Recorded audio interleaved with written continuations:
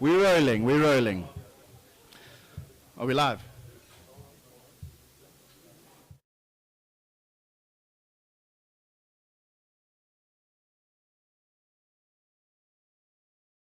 Welcome everybody. We are live on the internet. We are all famous YouTubers as of this very second. Well done to everybody. Very, very good. This is the Safety Success Rand Airport meeting where we have a huge contingent of pilots, students, instructors, private pilots, and everything in between, all present at a wonderful meeting where we're all learning and finding out and picking up insights to become a better, safer, and more successful pilot in our career. I'm joined here today by a magnificent panel of very specialist pilots and very specialist aviators who've had major success in their careers and are destined for wonderful things. Thank you very much, you guys, for joining us. I'm going to start with Megan, ladies first. Megan Stevenson is from a company called Infinite Aviation.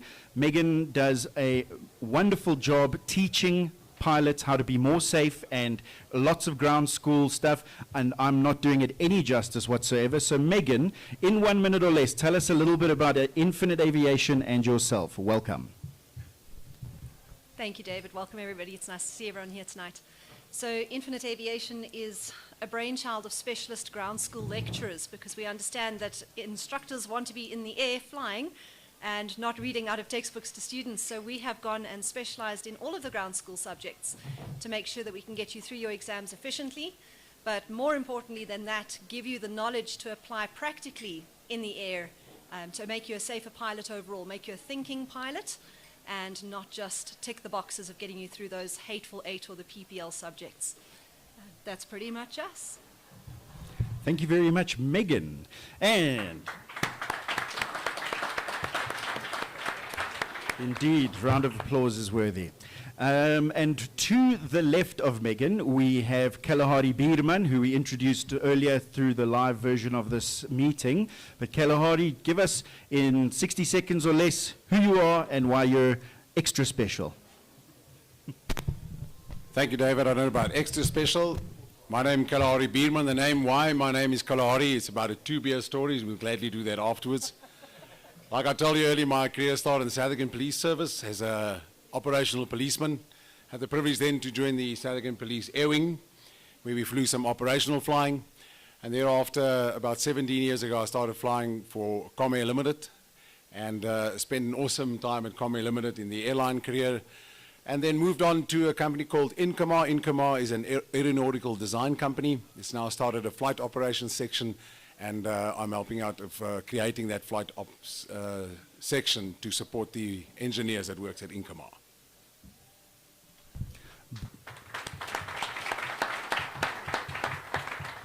Thank you very much, Kalahari, absolutely, and thank you very much for being here as well today. And to my immediate right, we have Roger Barzoli, who is a business owner and freelance commercial pilot. Roger earlier gave us a magnificent presentation around airmanship and employing those success factors into your daily life and to becoming a more successful pilot, which is what this whole event is all about, is tipping the odds in your favor to become the best pilot you can be. Roger, in 60 seconds or less, tell us who Roger is and why you love flying. Well, I started flying when I was 21 in the 1970s, somewhere around about there.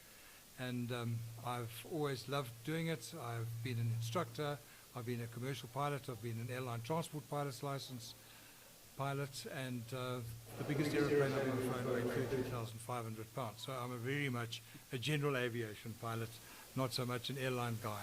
I'm passionate about instruction, flight safety, airmanship, as you might have heard, and doing what I can to help aviation in South Africa. I believe there are too many people in the industry taking out of the industry and not enough people putting back in. So if there's an opportunity to put back in, I would help, support, and go forward in doing that. And I thank David for all the effort that he's putting into making our industry a better industry than it is. And there's always room for lots of improvement. Thank you, David.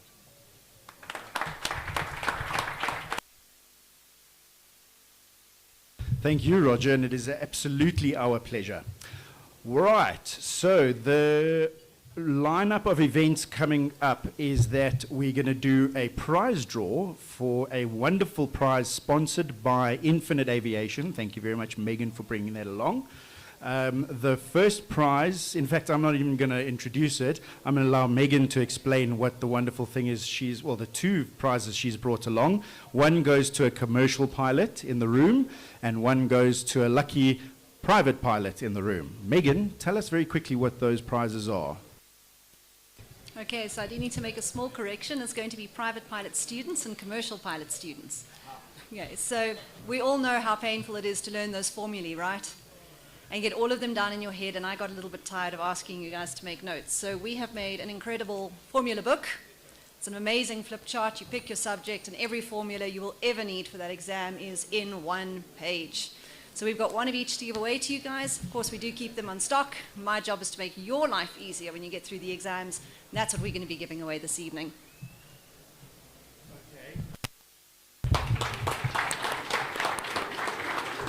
All right, before we get there, Megan, I'd like you to please, I think, deliver your presentation, and then we'll get to the prizes straight after that. I know our raffle system just had a bit of a malfunction, and we will be selecting the correct group of people to give the prizes to. So thank you very much, Megan, again. Ladies and gentlemen, Safety and Success by Megan Stevenson. Take it away.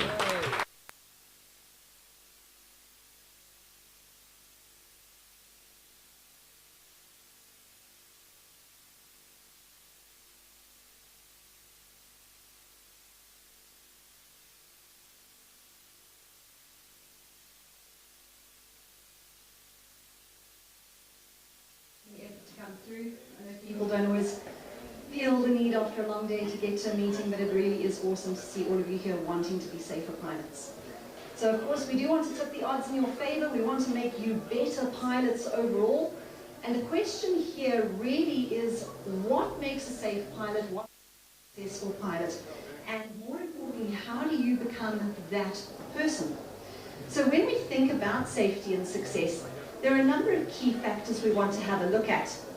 And the first thing, quite simply here, is going to be what makes a pilot safe and what makes a pilot successful. Any takers on what these character traits might be?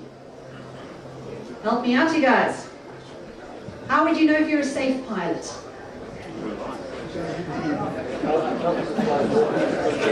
Okay, you can still walk away from the landing, right? There we go. Some people might tell me, well, I follow all the rules. But we could drive home on the speed limit and somebody could still hit us in the other way, right? Okay, I'm very diligent. I follow SOP. And yes, these are very, very important things that we want to have a look at. What makes a successful pilot?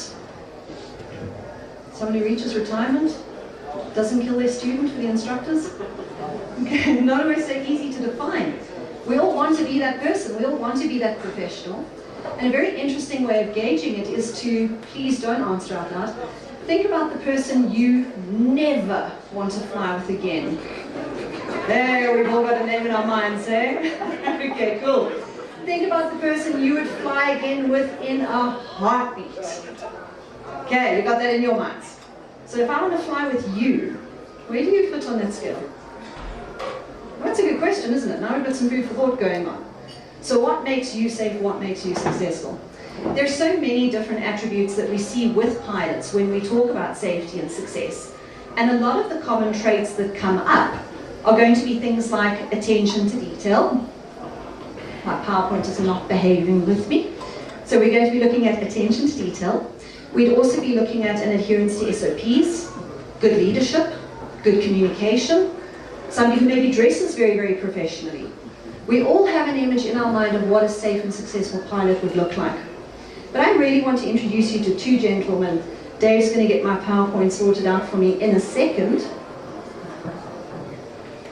And the question is, what made these two pilots different? So human factors shifted a number of years ago, and we start looking at what pilots did wrong.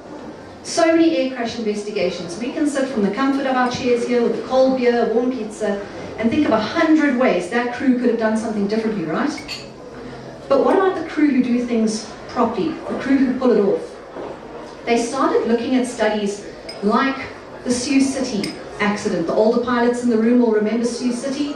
They had a major hydraulic failure. The crew thought out the box. They used differential thrust to control their aircraft. They got it back down to the ground. Okay, we looked at pilots like those. We looked at Sully Sullenberger. You guys all watched the movie Sully? Absolutely. So I chose Sully because everybody knows this guy. But please don't forget his crew. Okay, an amazing co-pilot called Jeff Skiles, who, in his personal words, would have preferred if the whole incident had happened in summer. Okay, quite understandably, it was a nice chilly 12 degrees that day. So the question is, what made them different? Flight Safety Foundation went on to study what they called critical success factors. And they looked at exactly these types of pilots and said, what made them different? How did they stand out from the crowd in a way that they had successful outcomes as opposed to catastrophic outcomes where other pilots would have failed? And they came up with 3 common denominators, which hopefully we'll have up in the background in a second. The first thing they found was a critical adherence to SOP. Pilots trusted their procedures, they built off their procedures, and they worked efficiently with what they were given. Now, this doesn't mean blindly following the checklist. We're going to talk about that in a second. Thank you so much. We also had a look at something called time-dependent situational awareness, where a pilot knows, I have a problem so big and so much time to solve it in. Doesn't run out of time in attempting to fix the problem, which we saw with an aircraft in the Crossair accident. These crew had a fire on board, and they insisted on running through every single checklist item. They were eventually overcome by the smoke, and the aircraft crashed as a result. So do we fit the problem into the box of time we have to work with? We had a look at a professional attitude coming out of these pilots, and ultimately, that is what would have made them different. So they had an intimate knowledge of their business. They had the knowledge to do the job. And when we talk about Sully, this gets really, really interesting. In an interview with Sullenberger, somebody said to him, what did you know to do? And he said, I realized that I was out of options, and I needed to find a place long enough, wide enough, and flat enough to land a jet. And the Hudson became my only option. And the interviewer said, and then what? He said, well, I needed to make sure that I touched down straight enough, slow enough, at the correct nose attitude so that the engines didn't dig in, and at a vertical speed that would be survivable. And I needed to do all of these things simultaneously. She then went on to say, well, was that hard? And he said, well, it took some concentration. Such a lovely guy. The point here is Sullenberger has an incredible history. If you look at him, he was an Air Force test pilot. He's also an accident investigator. So he knows exactly what speed and impact trajectory would carry maximum survivability in that situation. Statistics speculate that even today, your A320 pilots in the sim, given the same failure, knowing what's going to happen, where it's going to happen, and what they have to do next. Statistics speculate that only 2 out of 10 pilots can do this. So what made them different?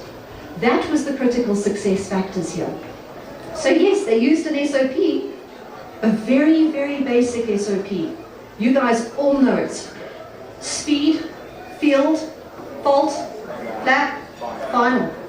They trusted SOPs. Now for your generation in the room, SOPs are so sophisticated that they incorporate crew resource management without you even knowing it. If we go back to the 70s, the co-pilot's checklist was sit down, shut up, and don't say anything. Don't touch anything. We're not there anymore. So an incredible example there of how they worked. You can see the professional attitude encompassing something called skepticism. You've flown with your instructor and they go, the engine failed now, what would you do? If this happened now, what would you do? And eventually, like, can I just enjoy the view? You guys have heard that day, right? But that's what we're thinking. How many takeoffs did Sully do out of New York thinking, flip, where would I put this jet down if something went horribly wrong? I'm almost prepared to put money on the fact that that thought might have crossed his mind at some point. What if What if? What if? Nobody pencils the engine failure into their diary, right? Okay. Lastly, a conservative response to a challenge. Erring on the side of caution. Taking that full-length departure when you could just take the intersection. You don't know when you're going to need those extra couple of meters. Keeping it a little bit high, keeping altitude in hand. You guys know the rule.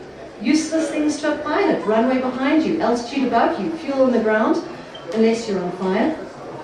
Okay? Keeping a conservative attitude. These things make safer pilots. They've studied it in incredibly detailed studies now, going into simulators, where we see airline pilots flying 24 hours a day in the sim, being thrown V1 engine cuts, in-flight fires, the most incredible types of failures, and the crew are pulling it off. So the focus now is quite amazing. What do pilots do right, instead of looking at all the ways you can go wrong? So my question is to you guys, how do we become that pilot? How do I make you the pilot with the professional attitude? Simple habits. It's a mindset. You guys know this. Your instructors hammer you hard on things like airmanship. Roger summed it up so beautifully earlier. And there's a quote out of NASA where they say that the superior pilot is a pilot who uses his knowledge and his judgment to avoid a situation that would require his superior piloting skills. And all of those elements come down to airmanship. Being prepared, being diligent, studying, knowing your checklist, trusting your SOPs. So I know I sound like your instructor right about now, hey? Sounds like every other debrief you've had, but there's good reason we say this. It's proven. So if you want to read more about this, we really want to go and have a look at the Flight Safety Foundation Bulletin called Critical Success Factors. If you want it, I will gladly email it to you for some extra reading. But take a lesson out of those pilots' books. Time-dependent situational awareness, conservation in terms of your mindset, skepticism, what if this happened, what if that happened, prepare. Be diligent, walk the talk. Okay, guys, it's been lovely spending the evening with you. I could talk about this all night, but I do have a time limit. David's going to shout at me shortly. It was lovely to meet all of you. I'd love to catch up over a cold beer when we're done. So hang around and I'll see you a little later. Thank you so much.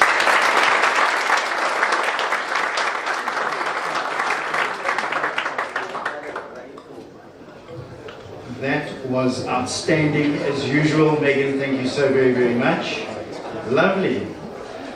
I'd like to put it to the rest of the panel here, perhaps you, Kalahari. What are your thoughts on the Hudson River landing, and what did it do for you in your aviation career, and what did you see happen around you after that event? Thank you, David.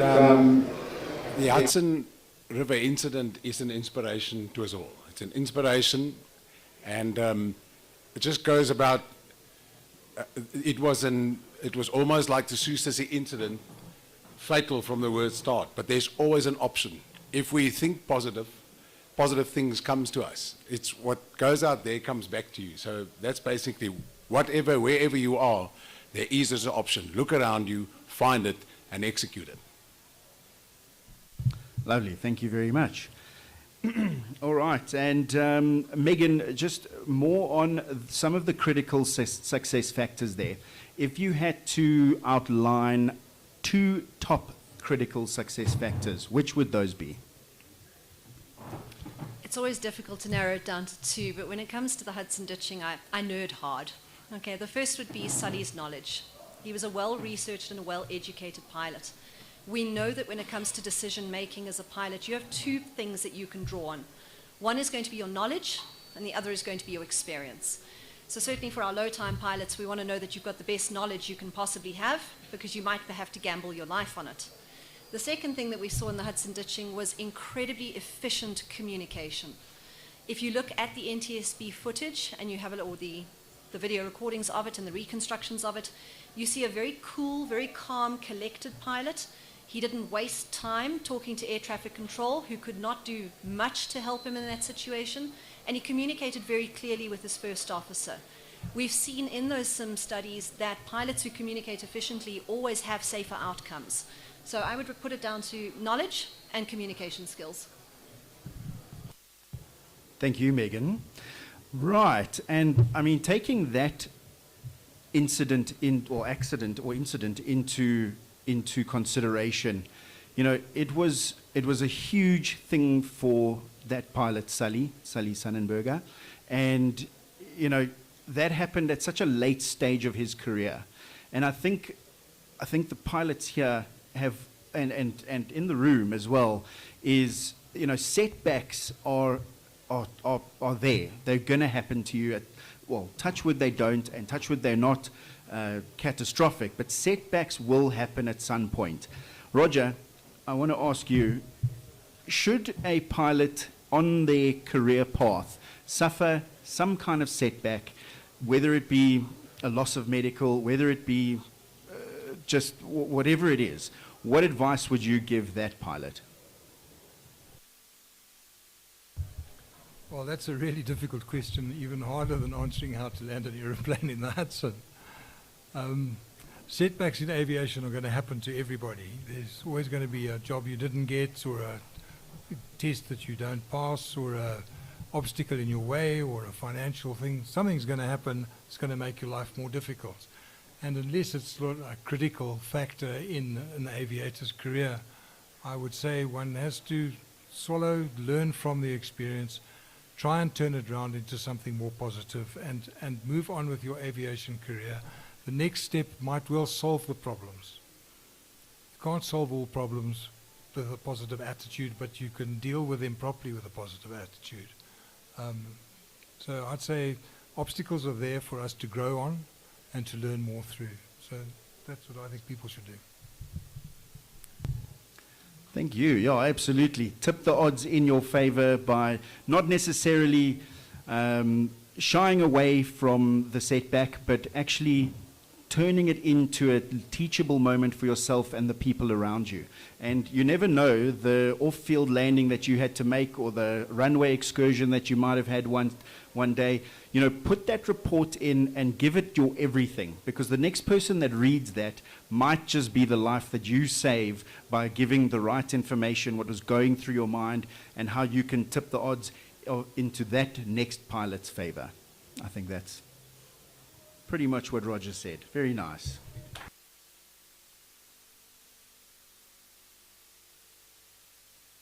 Okay, our raffle system is back online. That's fantastic to know. Okay, so we're going to be giving away 3 prizes now, the first of which are 2 prizes from Megan. The first one goes to a commercial pilot student. Right, and it's a fantastically laminated folder full of the most critical and all the wonderful formulas that you need. Am I saying it right, Megan? Absolutely. Okay. So from the crowd, I need a number between 35 and 55, please. Give me a number between 35 and 55. First person to shout it out. 47. I heard 47. Let's just go through my list over here. Number 47 is Quillian Strachend. Oh, do we have Quillian in the room? Am I saying that name correctly? Quillen. Thank you very much. Quillen, come up. Round of applause for Quillen, everybody. Is he here? He definitely registered. Is she here? Lelo, is he in your school? Whose school is he from? From yours? From CFA. Can we just have a CFA representative come up and grab the prize for Quillen? Thank you very much.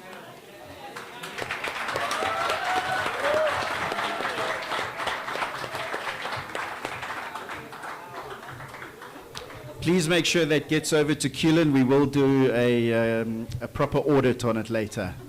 I've got aviation auditors right here. Don't worry, I know.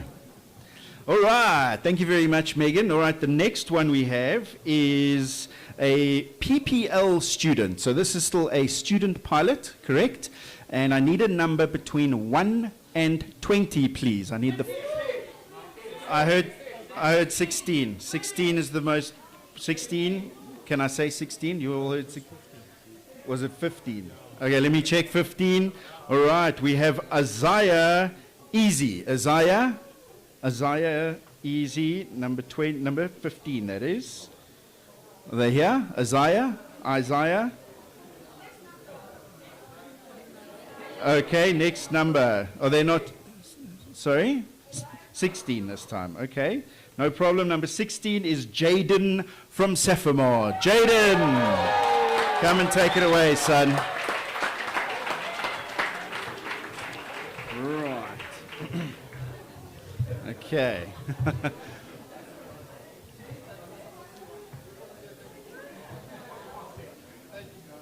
Well done, Jaden. Congratulations. Hopefully that gets you through your next exam and also makes you a much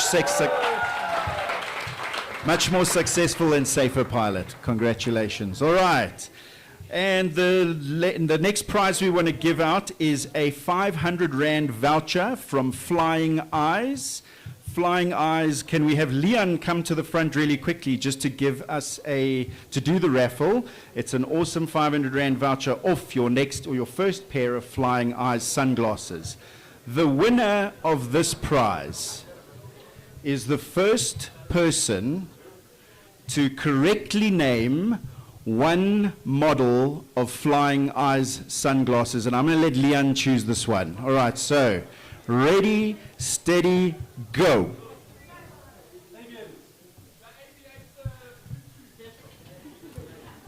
Have we got a winner? Hey, Daniel Mayer. Daniel Mayer wins the 500 Rand voucher. Congratulations. He said Kestrel. All right, wonderful. Beautiful. Thank you very much from one of our sponsors tonight, Flying Eyes. Okay. Brilliant stuff, everybody. Thank you very much. All right, next up, guys, we are in the presence of greatness.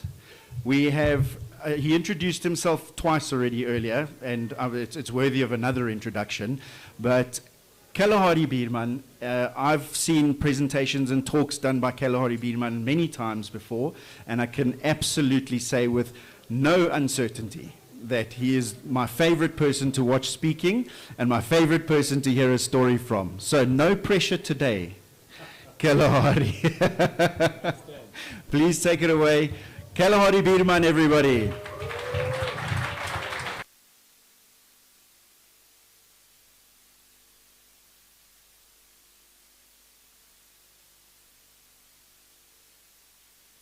I'd like to start off by saying, like I said, I started to learn to fly at the flying club.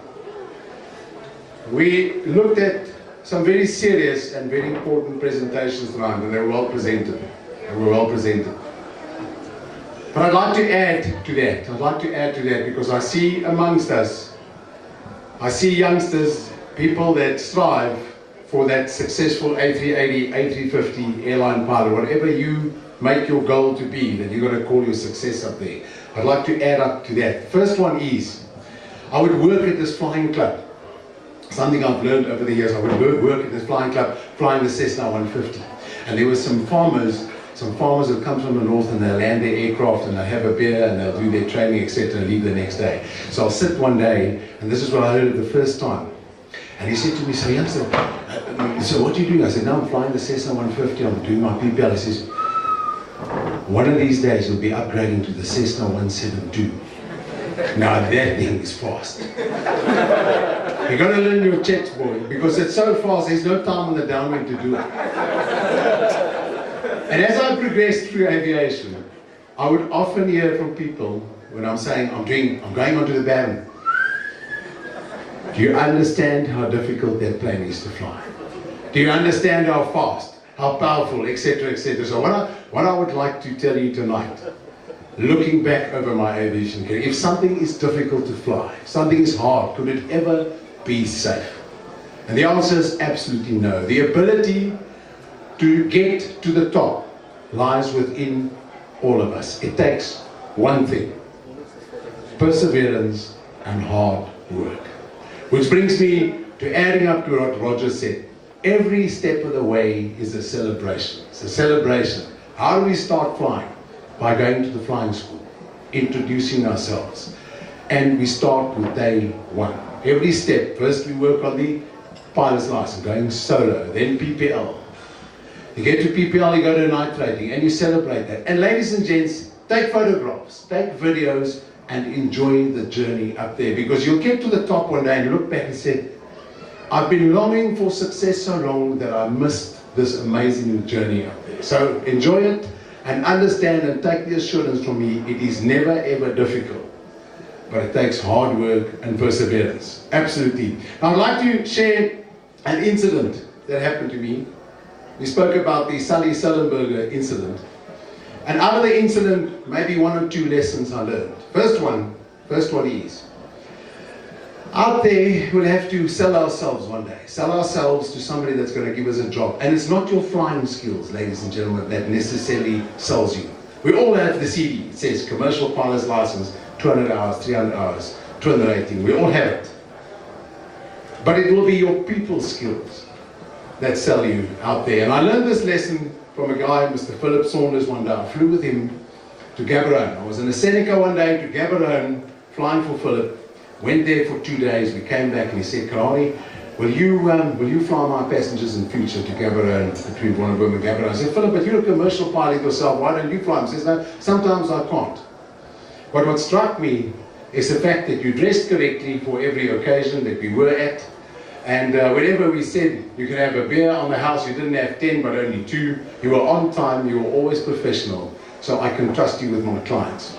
And that was lesson one in this journey. It is not your flying skills necessarily, but your people skills that will carry you. Now ladies and gents, we work in an environment full of people. We walk into the flying school, there's a cleaner, clean the carpets, clean the windows. Do we greet this person? Do we say good morning? Do we walk the experienced commercial pilot instructor and see the youngster and say, good morning, how are you? What are you doing today? And get excited with that person for what he or she is going to do that day. Do we understand the challenges of the air traffic controller? Do we sit in the circuit and listen out to what their problems are and help out with that? That is the type of people skills that I talk about. That is what add up to airmanship and situational awareness that will make us successful out there. Now this story starts with me doing my captain's upgrade at Comair Limited on the Boeing 737. So it started off coming from MD-82s, I went on to 737 first officer course, it takes 3 months.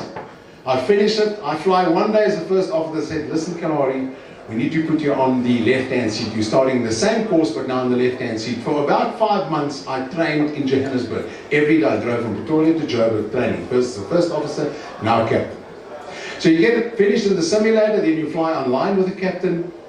And now I'm finished with the line training. It's my first day solo as a captain with a first officer. And I'm nicely 20 minutes early, 4 o'clock sign on in Joburg. And I stand around wondering where the first officer is. It's now 4 o'clock sign on time. Person's not there. I'm not going to be a problematic captain. I'll say, excuse me, Mr. Operation Controller, may I have the paperwork for Comair 457 to Cape Town? He says, no, Kalari, that's a Lanceria sign on. So here I stand, my first day as a captain. At OR Tambo Airport, 4 o'clock afternoon. But I should be in Lanceria. Okay. So I run down the stairs, get in my car, start phoning Lanceria Airport. I said, who's the first officer? I phoned the first officer, I said, no matter what you do, get in the plane, load the passengers, load the fuel, sort everything out. When I get there, we can just turn the key and go. The engineer at Lanceria's name is Terry. So the scene is, ladies and gentlemen, first day as a captain, I come running across the apron. It's quiet, there's only one 737 parked. All the passengers boarded, the staircases are against the aeroplane, the engineer's plugged in. And I walked past Terry, I said, not a word from you. I run up the staircase, get in the flight deck, and off we go, 5 minutes late. 5 minutes late, we push back out of Lanceria. The problem is, ladies and gents, the problem is, a week later, I do it again. I'm so used to flying to Johannesburg. The second time, I pass Terry. And then I get in the aeroplane, and we go. And from that day onwards, whenever I stopped at Lanceria into the bay, Terry will plug in and say, Kalari, you're sure you're at the correct airport there? It became my worst fear of ever landing this aircraft at the wrong airport. But So, do you have another 5 minutes? Thank you very much, appreciate it. So this flight is Comair 618. It's a 6 o'clock pushback out of Durban.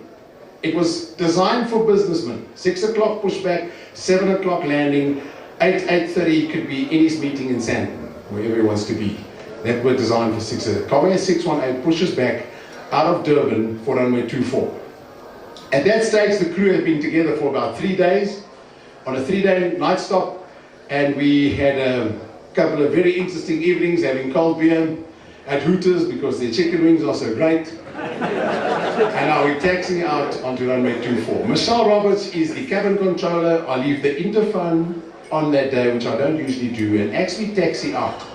I can hear this woman scream at the top of her voice, scream, "Put on the lights, put on the lights!" And I thought to myself, that is not normal. That's not Michelle. She was a very in-control cabin controller. So I tell Albert's with me, I said, would you mind taking over the taxi just to see what's going on? And as I opened the flight deck door, staring back into the aeroplane, there was a huge fist fight in that aeroplane. But I'm not talking about a shuffle here and there. I'm talking a proper 5-6 oaks hitting each other very hard. Almost looked a police word there. They were hitting each other. A complete out-of-control fight. And I trained all the Comair crew into unruly passenger restraint. I realized there's no way that these 4 girls can control this fight. So I got back into the seat. I said, Albert, I've got control. And I accelerated to about 40 knots ground speed. And I hit the brakes. Now those brakes are meant for stopping. So everybody fell down. That was not strapped in. Okay? They literally fell down at a hell of a rate. So when I stopped, I jumped up, I said, "You've got control." I ripped the door open, I'm running down the aisle, and it's pandemonium. There's restrainment straps, cell phones, people crying, there's a laceration with blood, it's a mess. But I could literally see who the big troublemaker was. So I grabbed him with one of the straps, ripped him towards me, and said, "Everybody sit down!" And luckily they listened. Because me myself wouldn't be able to control the fight, but they sat down. And I handed this passenger to Michelle, ran back to the flight deck. Now we turn around and we go back to the parking bay with the police and the fire brigade waiting for us for the access. Because I got everybody at the parking bay. So we open the door, the fire brigade walks in with their access, they take full control of the aircraft, and now I'm most part of the main oaks. So I also walk down. So we offload the problematic passenger, 2 arrests, 4 stitches, 6 broken cell phones, 2 pairs of glasses broken, and eventually we stand in front of the passengers. It's now 7 o'clock, 1 hour later. Stand in front of the passengers and say, "Well, there you go, ladies and gentlemen. I can't get you in Joburg on time anymore. It's what it is. It's 1 hour late, but let's give ourselves a big hand of applause to the crew, to yourselves, for solving this. We push back and I'll have you in Joburg at 8 o'clock. And then we depart. And on the way to Joburg, put on the 8s and it says, "Low visibility procedures in force. RVR Alpha 175, RVR Bravo," and then fog in Joburg. So we're going to do an auto land. Okay, auto land. We do the whole preparation for the auto land. Auto land procedure is 1,000 foot in the slot, 500 foot my calls. First officer then calls at minimum 50 foot. And then I will say decide or go around. Nicely, procedure, properly briefed. That day on the 737-400 at 1,000 foot, Albert says to me, "Look, Kalahari, the aircraft's rolling right." So I look at the artificial horizon, we've got about 7 degrees right roll. And I look at the engines, one's producing 82% and the other one's producing 43% power. And that's at 1,000 foot. But we are goal-orientated, we want to land, we want to make the schedule. And this is the thing about pilots. It's our want to give a successful outcome. We want to keep the passenger happy. We want to keep everybody happy and say, we made it in. Springbok went around before us, so we would like to show them that we can actually land. So instead of saying, go around, I say, don't worry, I got this. So I thought it's an auto throttle problem. And I initially disengage the auto throttle, which was in fact keeping us alive at that stage.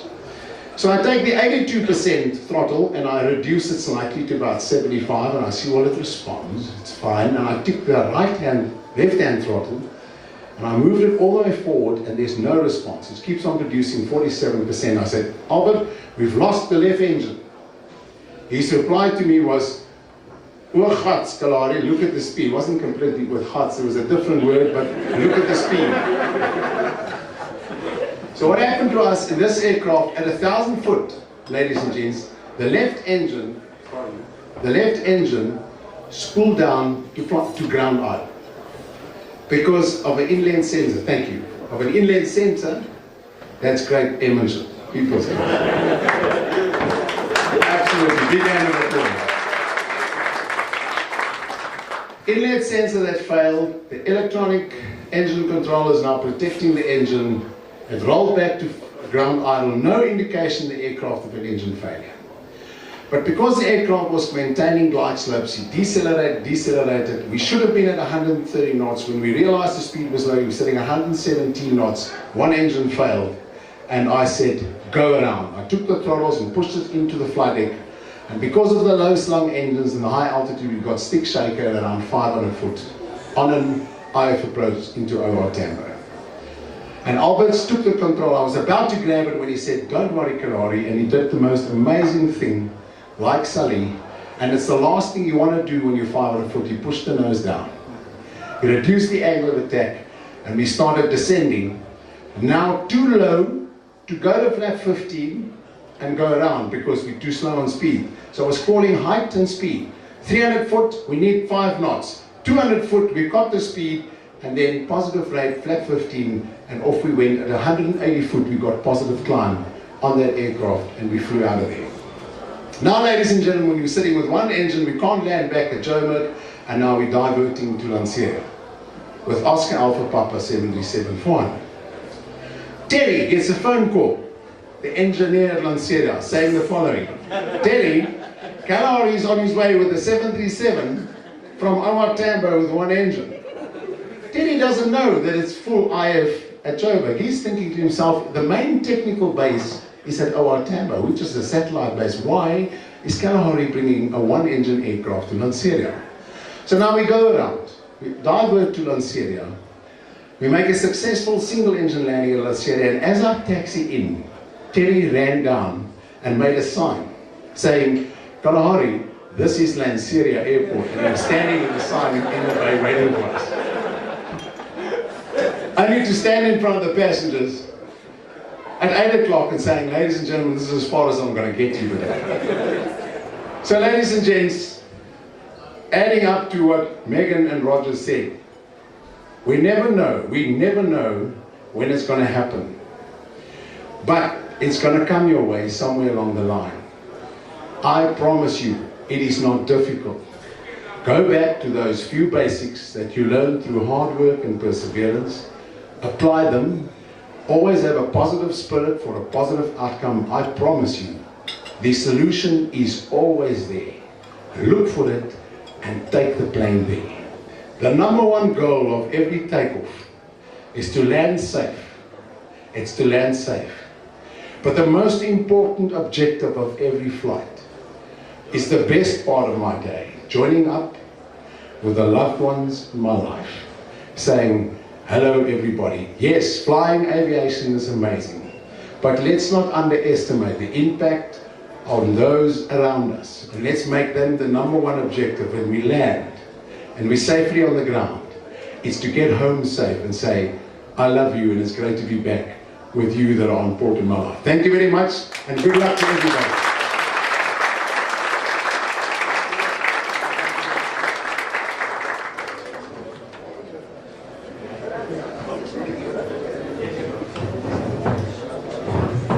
I think we can all agree that that was an outstanding talk and a wonderful story, and lots of beautiful nuggets of information that all of us as pilots, and not only as pilots, as people, we can take home and really digest that and become better people and tip the odds in your favor for a higher rate of success. Thank you, Kalahari.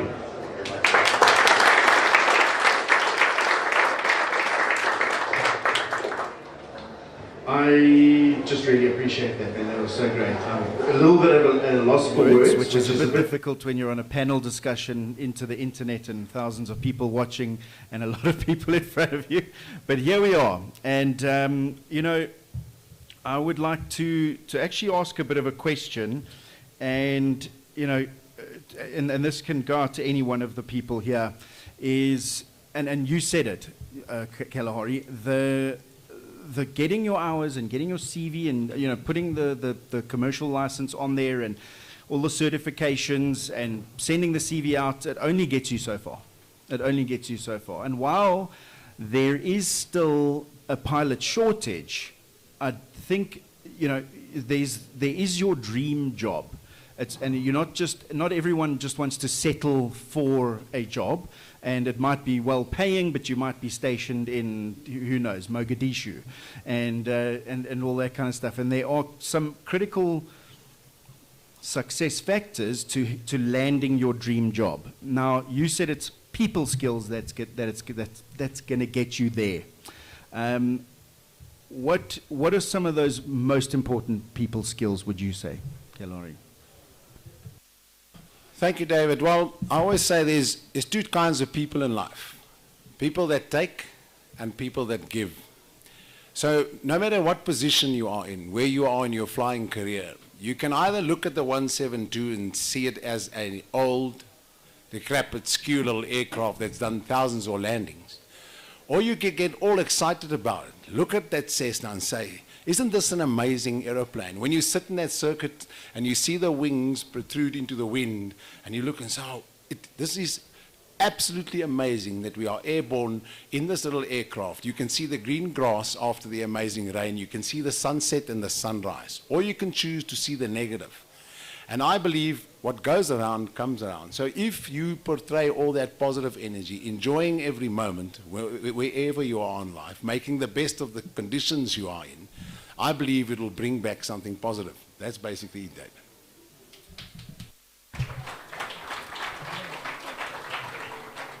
Absolutely, absolutely. Megan, I'm interested in maybe one comment or two from you about Kalahari's talk. Well, I think my first comment would be that we're at Rand Airport.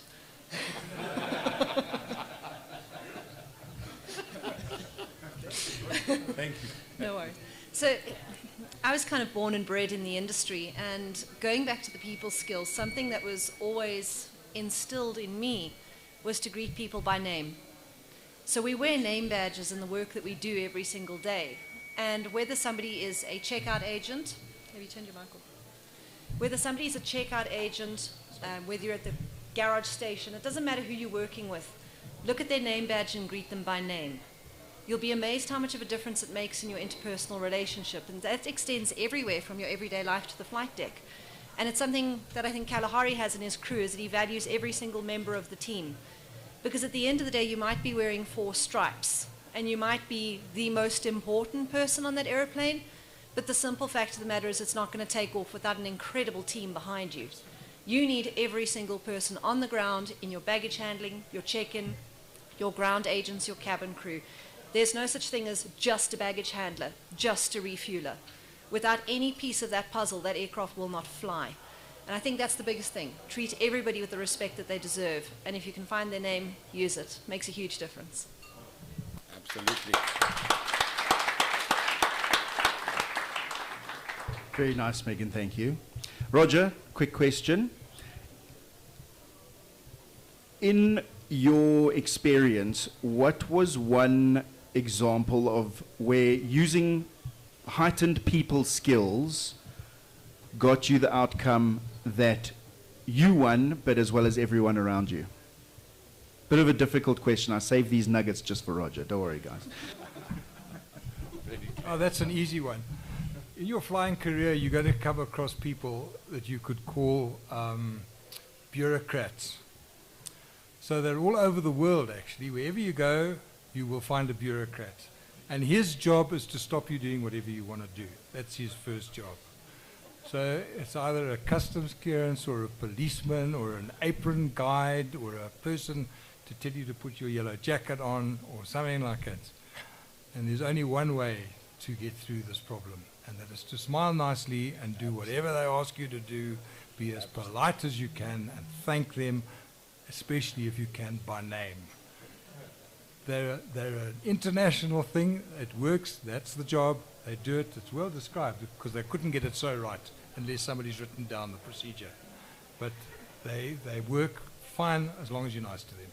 And it works every time a coconut, and I know that you can get it all through, and your passengers will all go through with you as well if you're having that sort of issue in life. So that's my experience. Thanks. Well said, Roger. Well said. All right, we've got about 10 minutes to go, and I'm going to open up the floor for some questions. Does anyone have any immediate questions for our panel? Any one of our esteemed aviators over here?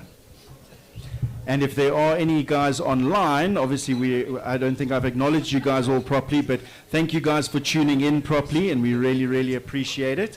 We really love the opportunity to speak to as many people as we can online, and thank you for Backsports for making this possible. But if you guys have any questions, please put some comments on the YouTube feed and or one of the Facebook platforms that it's on, and we'll be happy to answer them.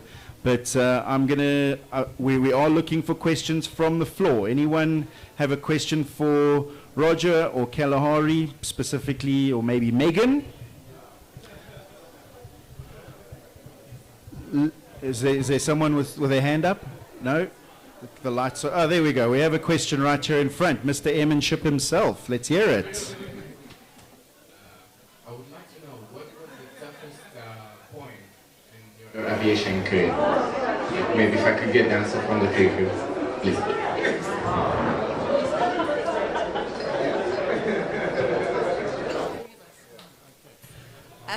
That's a hard one to answer. I was medically grounded in 2008, and the hardest part about that was realizing that I'd never fly the jet that I wanted to fly. So having your wings clipped ahead of what you planned for is incredibly difficult, but I found a lot of new inspiration and a lot of new passion in what I do. But I think that would probably be one of the toughest parts. That or being spat out by a thunderstorm. I'm still not too sure which one was worse.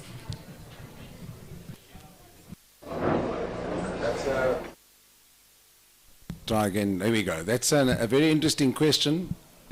I'd like to answer on behalf of many of my brothers in arms, some of them sitting here tonight. Overnight, our career in the airline was demolished across the world. What was amazing to me was how the pilots proved their worth by bouncing back from that. You find them in new businesses. You find them now in flying schools contributing to youngsters' careers. They didn't flinch for a second. They bounced back, immediately jumped in. Some of them are not even flying anymore. They're happy in their businesses. You find of us now in general aviation giving back all the experience, enjoying it as much as we did. And I'd like to mention a second thing is that having started a flying club, I realized that the foundation steps that you now learn from at these amazing flying schools is it Rand Airport that we are? At Rand Airport are extremely, extremely important. It caught up with me when I left the General Aviation South African Police at that stage into the airline, and I suddenly were thrown into a multi-crew environment and a technological environment. It was much harder for me because the foundation steps in my training back then wasn't as great as it is here today. You are very privileged to hang on to it, learn hard, and I promise you it will pay off when you're suddenly thrown into that environment. Thanks very much.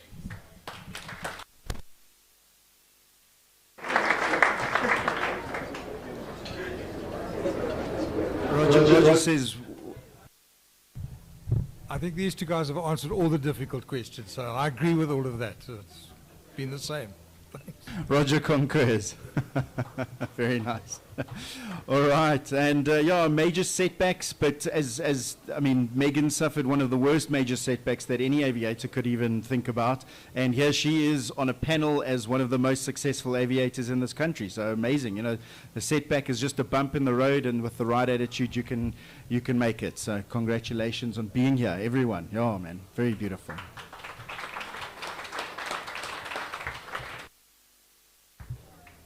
Okay, so one more question from the crowd? Anyone got another bit of information they need to know? I don't see any hands up. I'm going to move. Okay, so the rest of the evening is going to be a prize voucher that we're going to be offering to a student pilot. I need a student pilot to please win this prize. And then I'm going to do a couple of thank yous, and we are then going to wrap up and say thank you very much to everybody.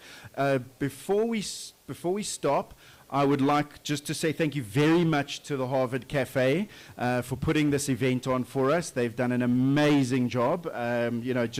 Just the management and setting up all these tables and all the equipment and everything like that. It's really been great, and I think we can all agree the pizza wasn't too bad either. So thank you very much for Harvard. And I mean, this is like the original Harvard, and I think it's a bit of an institution. So I feel privileged to be here, and you guys should definitely feel privileged to be able to come here every single day of your life. So nice one. Thank you very much to Harvard Cafe.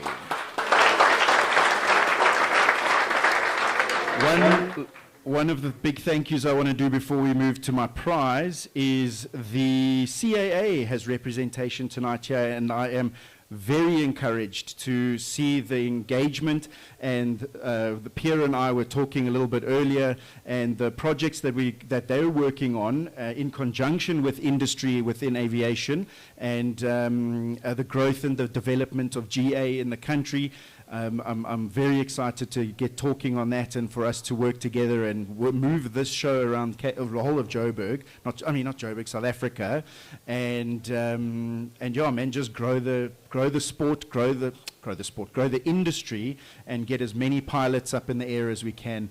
And on that note, I just have a little something I like to say, and some of you might have already heard me say it before, is that the general aviation infrastructure in South Africa, the industry, the amount of flight schools, the number of runways, the culture, the people that are in it, is second to very few in the world, if not one of the best. Hey? And the fact that we have the legislative framework to allow GA to thrive the way it does is a privilege we cannot take for granted. We absolutely cannot take for granted. In days gone by, when your one avenue into aviation was the Air Force, it doesn't present such a great opportunity these days than it used to, and now your main avenue into aviation, into commercial aviation, is through GA, through general aviation. The stuff that you guys are doing around here, the private pilots, the PPLs, CPLs, everybody. So I just want us to say thanks to the people that make it possible. So whoever that is, the CAA, the people, the owners, the operators, all of those guys, I think, guys, just be very cognizant of the privilege that we have in this country because of that. And that's something that Pilot Insure is heck of a passionate about. I'm going to swear, hell of a passionate about. And we are fully entrenched in making aviation grow in this country. I think it's just something that we want to see. Thank you.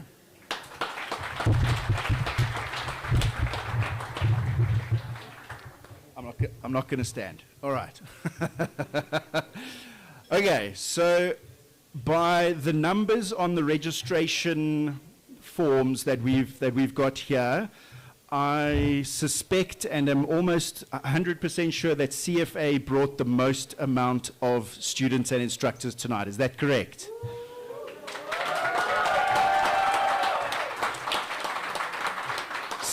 Steve, I think you said you've got 36. Is that right? 45. Very nice. Hey, how's that? Okay. So because of that and the massive support, I'm not taking anything away from the other flight schools. You guys have all done an amazing job of supporting us, and we're really, really, really impressed by the turnout. But CFA really pulled it out of the hat and achieved something great. So this voucher goes to let me tell you what the voucher is. How's that? This voucher is a 500 Rand voucher sponsored by Pilot Insure. that is redeemable at, it does say any flight school over here, but I'm changing that because CFA brought the most people. This voucher is going to go to a student pilot who's learning to fly or getting their Ppl at the moment. So it has to be a student SPL that flies for CFA. And I think it's only fair to give it to the latest and greatest or newest student pilot that's signed up at CFA. Is that person in this room tonight? Who's the last person to sign up at CFA?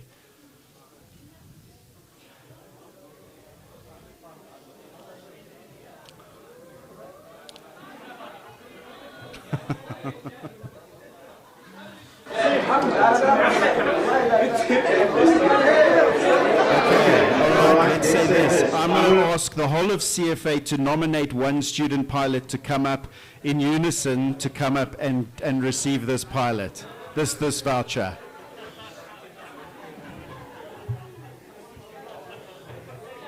I can see they're pointing at someone. Come on up, come on up, come on up.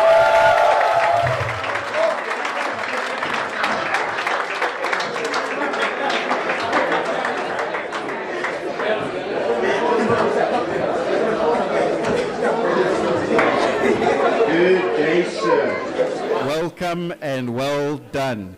There we go, everybody. Can someone take a photo of this, please? Congratulations, man. Good job, good job. What's your name? Mohammed Mahdi. Say it into the mic. Mohammed Mahdi. Mohammed, well done on your voucher. It is redeemable at CFA. It'll get you 500 rands worth of value, and that's sponsored by Pilot Insurer. Thank you very much. Cheers, man. Well done.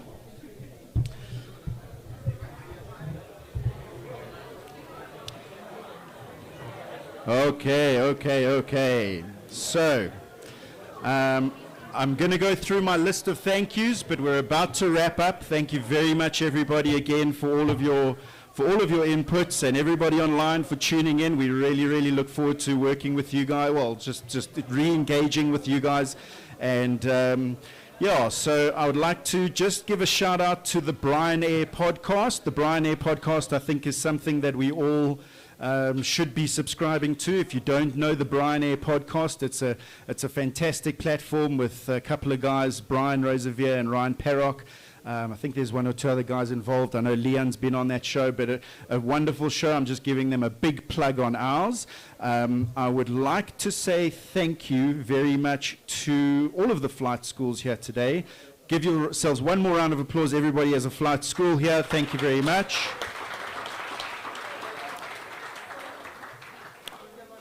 Okay, and then the last three thank yous I want to say is to, obviously, thank you to Pilot Insurer. I'm just going to do that as well.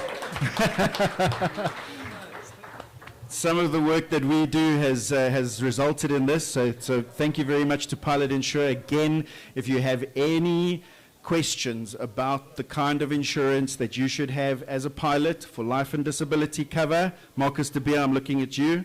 There you go. Good stuff. Please don't hesitate to get in touch. Our contact details will be shared. And that's it. And then thank you very much also to SAPFA and the Aero Club. I think those are also two very important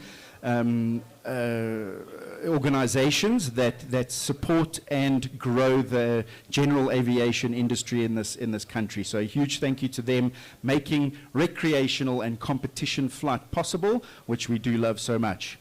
And with that, I'm going to be signing off from my panel. I can't express enough thanks for you guys giving up your evening to come out here, and the temporary WhatsApp group that we put together as well. I know everyone's got enough WhatsApp groups to kill a horse, but thank you very much for tolerating me. And imagine giving up an A. Okay, and thank you very, very much. Any final words from the panel? No, I think we're all tapped out. We are going off. Thank you very much again, everybody, and we'll hope to see you at the next one.